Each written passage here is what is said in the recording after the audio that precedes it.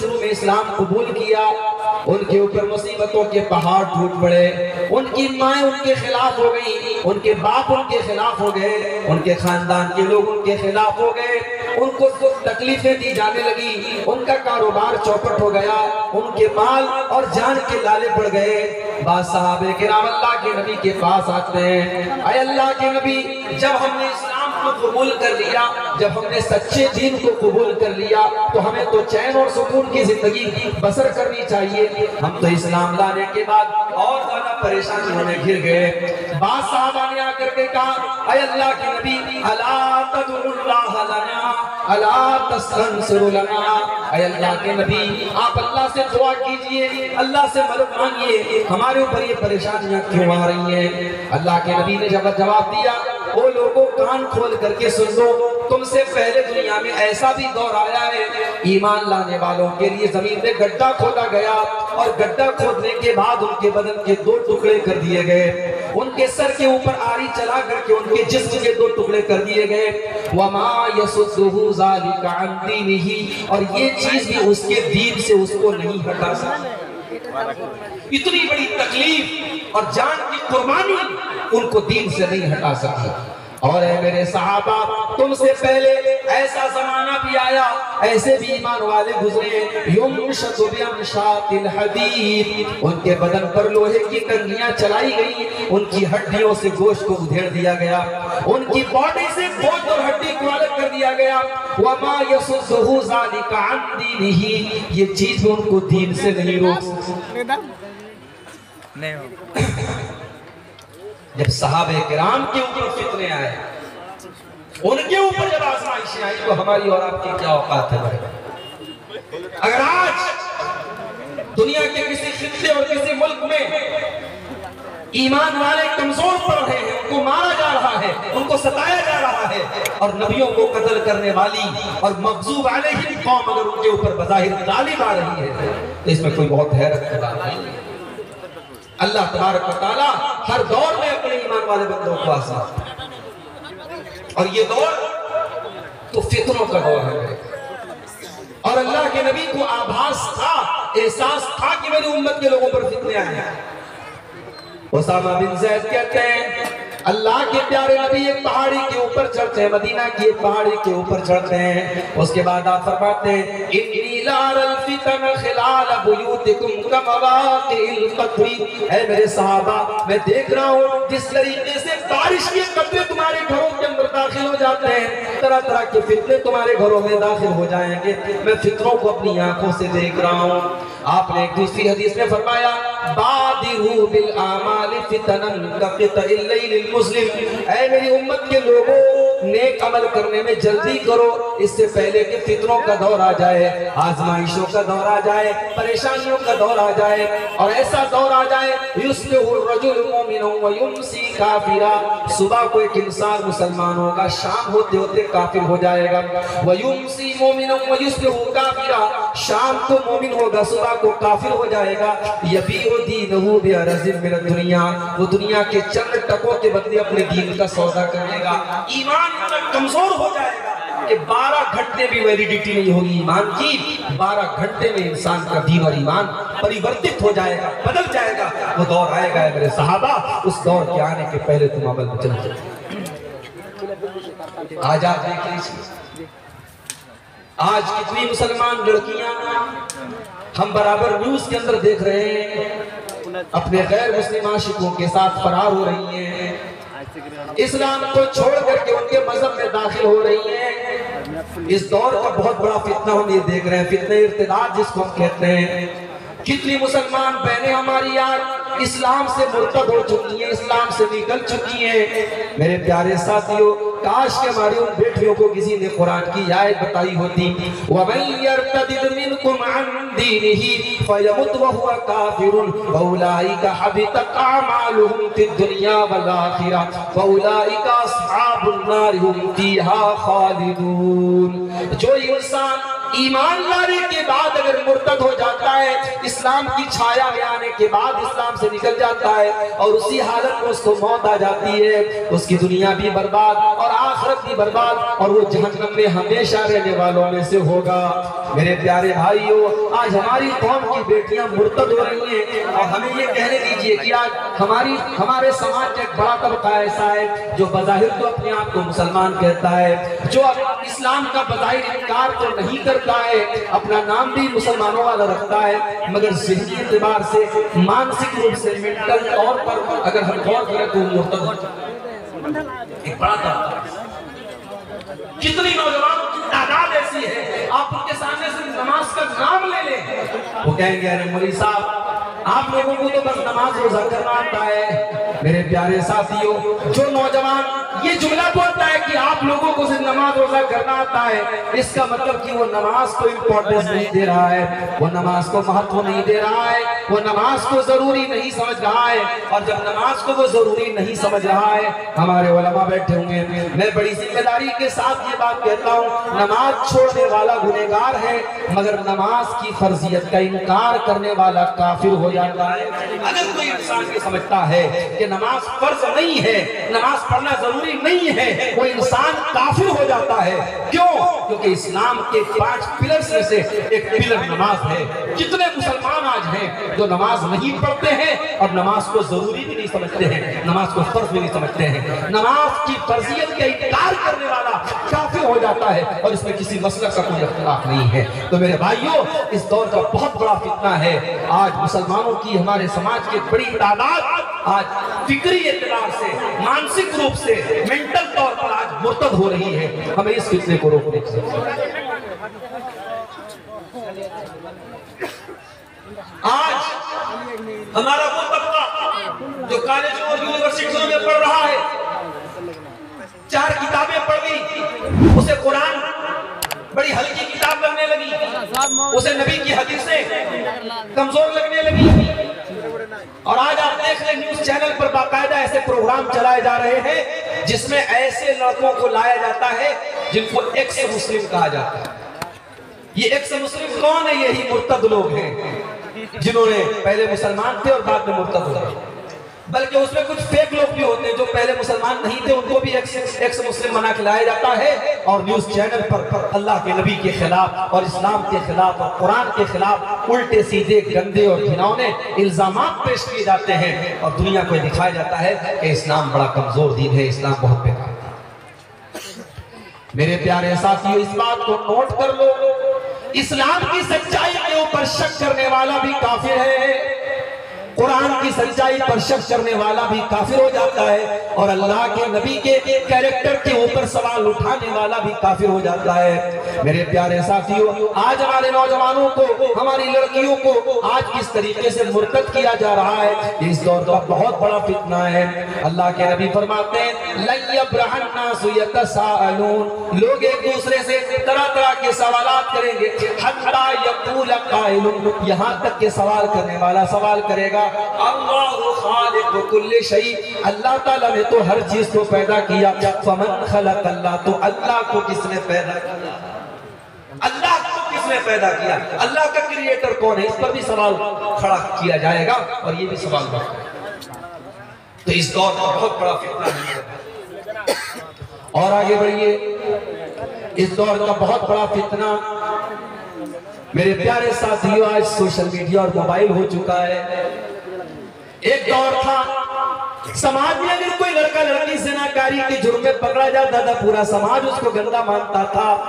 پتہ لگ جاتا تھا فلاں لڑکے کے فلاں لڑکی کے ساتھ ناجائز تعلقات ہیں، سارا سماج ان دونوں کو تھوکا کرتا تھا۔ آج سوشل میڈیا ایک پلیٹ فارم کی صورت بن چکا ہے، آج زناکاری اور بدکاری کے لیے ایک اڈا بن چکا ہے، لڑکا لڑکی سے چیٹنگ کر رہا ہے، فیس بک کے اوپر چیٹنگ کر رہا ہے، واٹس ایپ کے اوپر چیٹنگ کر رہا ہے، کیا باتیں ہو رہی ہیں، کیا کہا جا رہا ہے، یا تو وہ لڑکا جانتا ہے یا وہ لڑکی جانتی ہے، اللہ جانتا ہے۔ میرے پیارے ساتھیوں، آج سوشل میڈیا کا استعمال زناکاری اور بدکاری کے لیے بھی ہو رہا ہے۔ بڑے بڑے علماء آج فیس بک کے اوپر جو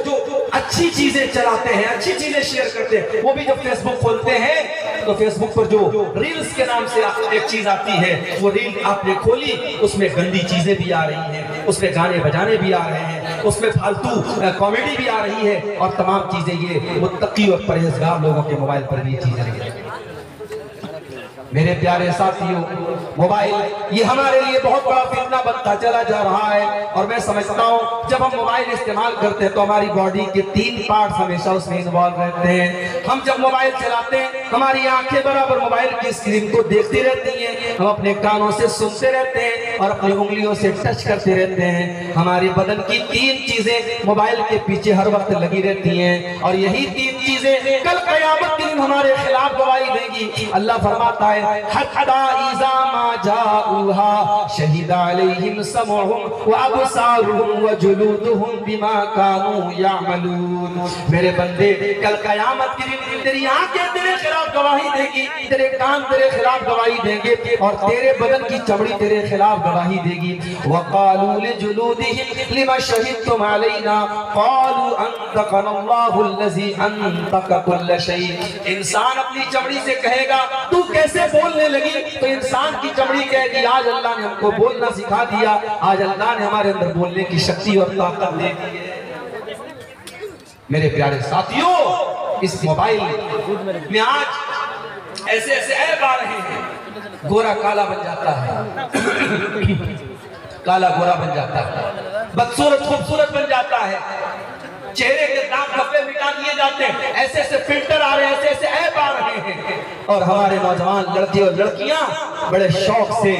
ان ایپس کا استعمال کر کے اپنے فوٹو سوشل میڈیا پہ ڈالتے ہیں تاکہ دنیا والے کہیں کہ ہاں ماشاءاللہ بڑا ہینڈسم ہے، بڑا خوبصورت ہے، یہ لڑکی بڑی خوبصورت ہے۔ میرے پیارے ساتھیوں،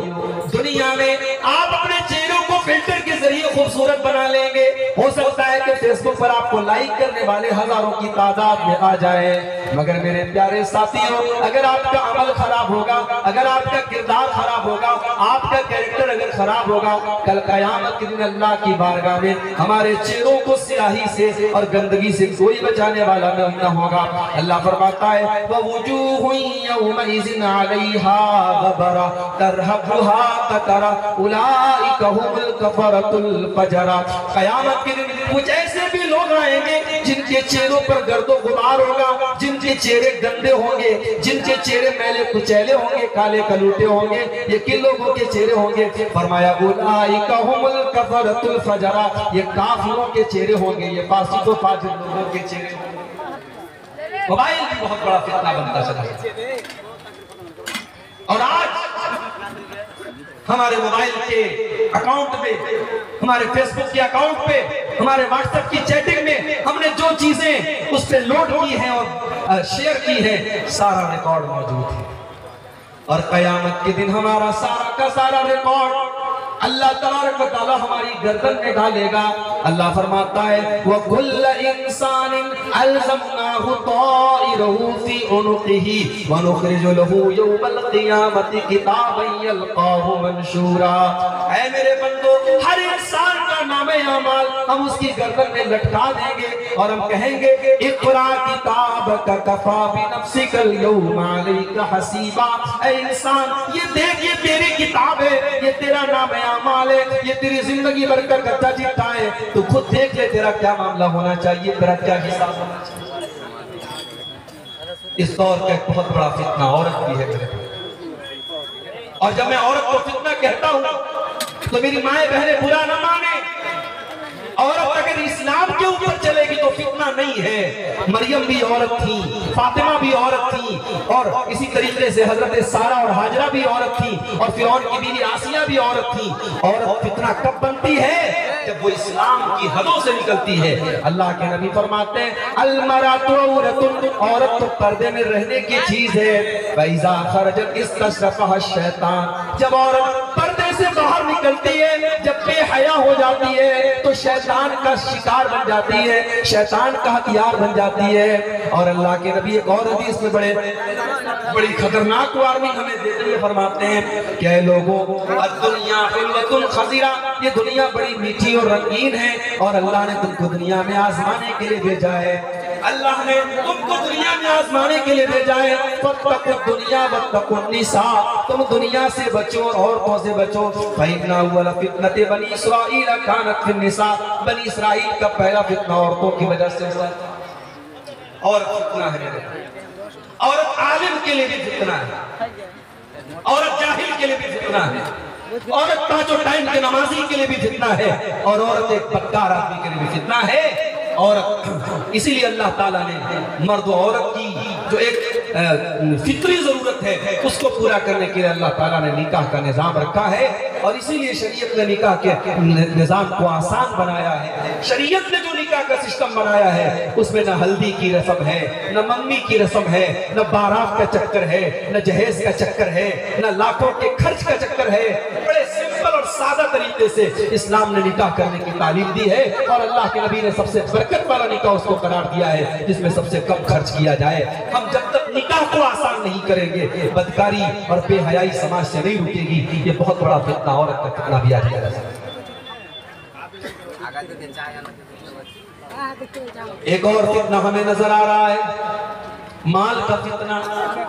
پیسہ کمانا ہے چاہے جیسے کمائے جائے۔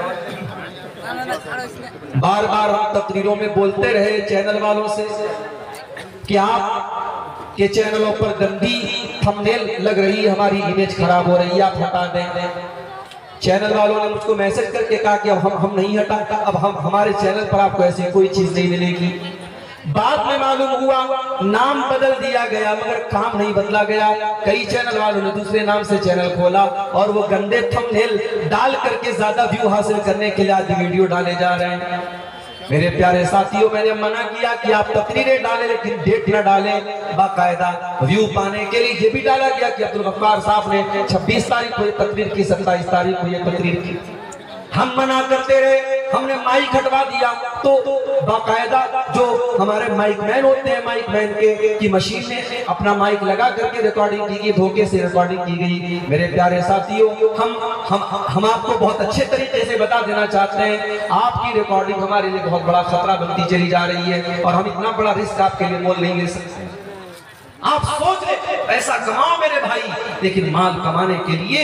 آج ہمارے کتنے نوجوان بھائی ہیں، آج ورلڈ کپ کا میچ چل رہا ہے، آن لائن وہ جوا اور سٹا کھیل رہے ہیں، ایک ایک اوور اور ایک ایک بال پر سٹا کھیلا جا رہا ہے۔ اللہ کے نبی فرماتے ہیں لِكُلِّ أُمَّةٍ فِتْنَةٌ وَفِتْنَةُ أُمَّتِي الْمَالِ، ہر امت کا ایک فتنہ ہوگا اور میری امت کے لیے فتنہ مال ہوگا۔ میرے پیارے ساتھیوں، حلال طریقے سے ارب پتی بن جاؤ، کھرب پتی بن جاؤ۔ ہمیں تو مالداروں کی ضرورت ہے، ہماری قوم کو مالداروں کی ضرورت ہے۔ ہمارے غریب بچوں کی تعلیم کا انتظام ہو جائے گا، ہماری بستیوں میں اچھے ہاسپٹل کھل جائیں گے، ہماری قوم ترقی کرے گی۔ ہمیں مال سے پرابلم نہیں ہے، ہمیں دولت سے پرابلم نہیں ہے، دولت ناجائز طریقے سے آئے اس سے پرابلم ہے۔ میرے پیارے ساتھیوں، حرام طریقے سے جو پیسہ کمایا جائے گا وہ پیسہ آپ کے گھر میں کبھی برکت نہ آنے دے گا۔ اور اللہ کے نبی فرماتے ہیں انسان جتنی بھی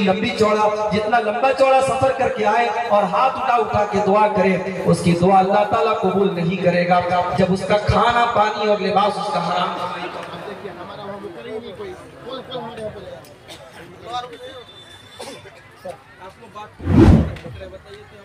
بس میں اب بات اپنی ختم کر رہا ہوں۔ نہیں